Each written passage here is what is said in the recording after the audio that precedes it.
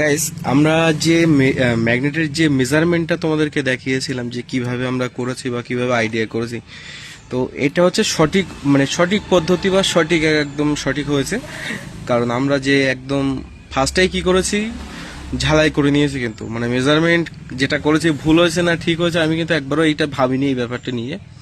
তো যেভাবে করলে হয় বা এরকম থাকে সেই অনুযায়ী আমি আমার মাইন্ডটাকে কাজে লাগিয়ে কিন্তু আমি এইভাবে করে প্রথমে একদম ডাইরেক্ট ঝালাই করে নিয়েছি, যে পরে হয়তো একটু ডিস্টেন্স করতে হতে পারে বা সরাতে হতে পারে, জায়গা পরিবর্তন করতে হতে পারে।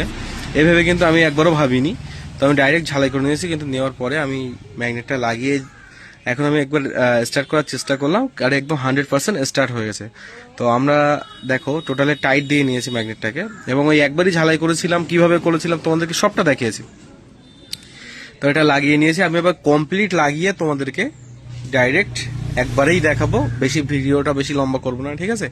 দেখো এখানে সিডিআই লাগানো আছে আর ওই পাশে ইসিউটা রাখা আছে, আর এখানে কিন্তু ম্যাগনেটটাকে ঘষে দেখো ভালো করেই দেখাই যে আমি কোনো পরিবর্তন করিনি। যে BS6 এর যে ম্যাগনেটটা ছিল সেটাকে ঘষে আমি কিন্তু পয়েন্টগুলো BS34 এর মতো করে বানিয়ে দিয়েছি, ঠিক আছে?